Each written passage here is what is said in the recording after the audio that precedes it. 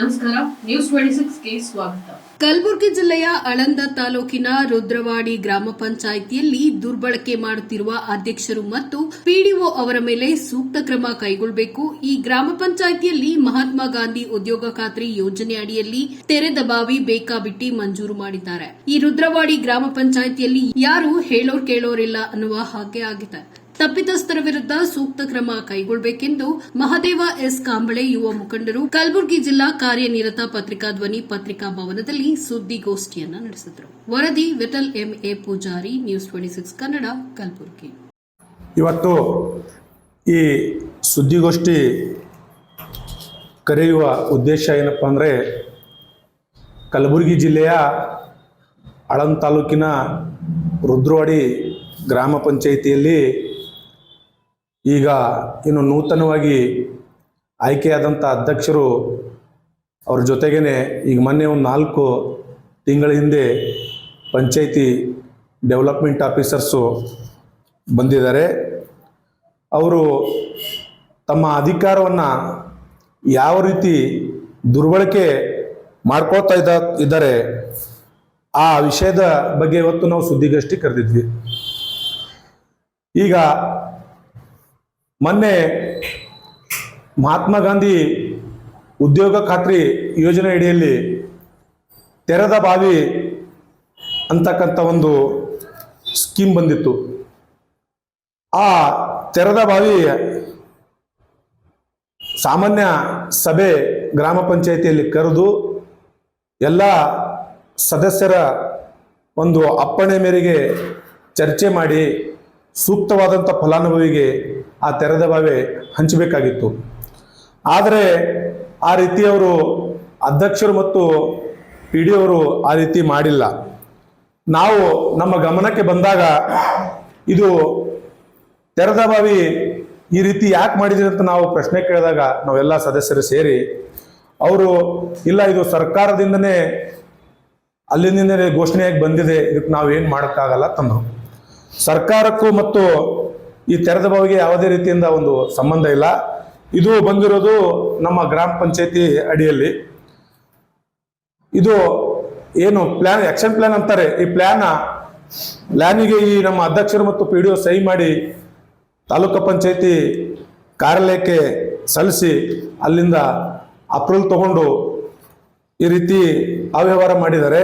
ಇದಕ್ಕೆ ನಾವು 15 ಜನ ಸದಸ್ಯರು ಸೇರಿ ಇದಕ್ಕೆ ಒಂದು ನಾವು ಪತ್ರದ ಮುಖಾಂತರ ಕಾರ್ಯನಿರ್ವಾಹಕ ಅಧಿಕಾರಿಗಳು ಕೊಟ್ಟಾಗ ಅವರು ಕೂಡ ಇದರ ಬಗ್ಗೆ ಏನೂ ಸೂಕ್ತವಾದಂಥ ಕ್ರಮ ತಗೊಂಡಿಲ್ಲ.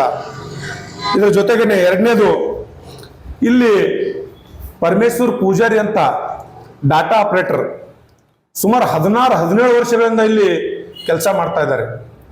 ಅವರು ಯಾವ ರೀತಿ ತಮ್ಮ ಅಧಿಕಾರವನ್ನು ದುರುಪಯೋಗ ಪಡಿಸ್ಕೊಳ್ತಾ ಇದ್ದಾರೆ ಅಂದರೆ, ನಮ್ಮ ಯಾವುದೇ ಸದಸ್ಯರಿಗೆ ಒಂದು ಸರಿಯಾದ ಮಾಹಿತಿ ಕೊಡದೇನೆ ಮತ್ತು ಇಲ್ಲಿ ಪಂಚಾಯಿತಿ ಅಭಿವೃದ್ಧಿ ಅಧಿಕಾರಿಗಳು ಬಂದವರಿಗೆ ನೀವು ಈ ರೀತಿ ಮಾಡಿದ್ರೆ ಈ ಪಂಚಾಯಿತಿಯಲ್ಲಿ ಸರಿ ಹೋಗುತ್ತೆ, ಒಂದು ವೇಳೆ ಈ ರೀತಿ ಮಾಡಿಲ್ಲ ಅಂತಂದ್ರೆ ಇಲ್ಲಿ ಸರಿ ಹೋಗಲ್ಲ ಅಂತಕ್ಕಂಥ ಒಂದು ಸುಳ್ಳು ಮಾಹಿತಿ ನೀಡಿ ಅವರಿಗೆ ದಾರಿ ತಪ್ಪತಕ್ಕಂಥ ಕೆಲಸ ಮಾಡೋದು. ಮತ್ತು ಯಾವುದೇ ಕೆಲಸಕ್ಕೆ ನಾವು ಕೇಳಕ್ ಹೋದ್ರೆ ಪ್ರತಿಯೊಂದು ಕೆಲಸದಲ್ಲಿ ನೀವು ನನಗೆ ದುಡ್ಡು ಕೊಟ್ರೆ ನಾನು ಈ ಕೆಲಸ ಮಾಡುತ್ತೇನೆ, ನೀವು ಯಾರು ಬೇಕಾದ್ರೆ ಇವತ್ತ ಕೂಡ ಯಾವುದೇ ಸೂಕ್ತವಾದಂಥ ಕ್ರಮ ತಗೊಂಡಿಲ್ಲ. ಇದು ಅದಕ್ಕಾಗಿ ಇದಕ್ಕೆ ಸೂಕ್ತವಾದ ಕ್ರಮ ತಗೋಬೇಕು ಅಂತ ಹೇಳಿ ನಮ್ದು ಒಂದು ಕಳಕಳಿಯ ಮನವಿ ಇದೆ ಮೇಲಾಧಿಕಾರಿಗಳಿಗೆ. ಒಂದು ವೇಳೆ ಮೇಲಾಧಿಕಾರಿಗಳು ಸೂಕ್ತ ಕ್ರಮ ತಗೋಬೇಕಪ್ಪ ಅಂದ್ರೆ ನೀವು ಜಿಲ್ಲಾ ಪಂಚಾಯತಿಗೆ ಹೋಗ್ಬೇಕು. ಇಲ್ಲ, ಈಗ ನಾವು ಈ ಸುದ್ದಿಗೋಷ್ಠಿ ಕರೆಯೋದು ಮೂಲ ಉದ್ದೇಶ ಏನಪ್ಪಾ ಅಂತಂದ್ರೆ, ಇದು ಸುದ್ದಿಗೋಷ್ಠಿ ಮಾಡಿದಾಗ ಈ ಅಧಿಕಾರಿಗಳು ಎಚ್ಚೆತ್ತುಕೊಂಡು ಇದ್ರ ಬಗ್ಗೆ ತನಿಖೆ ಮಾಡಿ ಸೂಕ್ತ ಕ್ರಮ ತಗೋಬೇಕು. ಒಂದು ವೇಳೆ ತಗೊಂಡ್ಲಂದ್ರೆ ಬರ್ತಕ್ಕಂಥ ದಿನದಲ್ಲಿ ನಾವು ಜಿಲ್ಲಾ ಕಾರ್ಯನಿರ್ವಾಹಕ ಅಧಿಕಾರಿಗಳಿಗೂ ಮತ್ತು ತಾಲೂಕಾ ಪಂಚಾಯತಿ ಕಾರ್ಯನಿರ್ವಾಹಕ ಅಧಿಕಾರಿಗಳಿಗೂ ನಾವು ಎಲ್ಲಾ ಪಂಚಾಯತಿ ಸದಸ್ಯರು ಮತ್ತು ಗ್ರಾಮಸ್ಥರು ಸೇರಿ ಒಂದು ಉಗ್ರವಾದಂತ ಪ್ರತಿಭಟನೆ ಹಮ್ಮಿಕೊಳ್ತೀವಿ.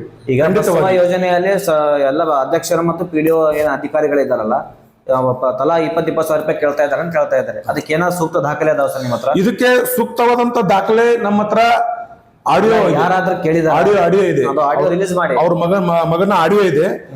ಅವರು ನಮ್ಮ ಇನ್ನೊಬ್ಬ ನಮ್ಮ ಸದಸ್ಯರು ಶ್ರೀಶೈಲ್ ಚುಚ್ಕೋಟೆ ಅಂತಕ್ಕಂಥವ್ರು ಇಲ್ಲಿ ಇದ್ರು. ಅವ್ರು ಅನಿವಾರ್ಯ ಕಾರಣದಿಂದ ಈಗ ಹೊರಟು ಹೋಗಿದ್ದಾರೆ. ಅವ್ರ ಹತ್ರ ಅದು ಆಡಿಯೋ ಇದೆ. ಆ ಆಡಿಯೋ ನಾವು ರಿಲೀಸ್ ಮಾಡ್ಬೇಕಂತ ಅವ್ರಿಗೆ ನಾವು ಇವತ್ತು ಈ ಸುದ್ದಿಗೋಷ್ಠಿಯಲ್ಲಿ ಕರ್ಕೊಂಡು ಬಂದಿದ್ದೆ. ಏನೋ ಒಂದು ಅರ್ಜೆಂಟ್ ಆಗಿ ಕೆಲಸ ಬಂದಿದ್ರಿಂದ ಅವ್ರು ಹೋಗಿದ್ದಾರೆ.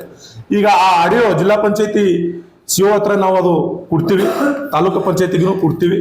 ಮತ್ತು ಅದ್ರ ಜೊತೆಗೇನೆ ಅದೇನು ತೆರೆದ ಬಾವಿ ಯಾರ್ಯಾರಿಗೆ ಕೊಟ್ಟಿದ್ದಾರೆ ಅಂತಕ್ಕಂಥದ್ದು ಇಲ್ಲಿ ಲಿಸ್ಟ್ ಇದೆ. ಇದು ಅಪ್ರೂವಲ್ ಆಗಿ ಬಂದದ್ದು, ಇದು ಲಿಸ್ಟ್ ಇದೆ ಇದು ಕೂಡ.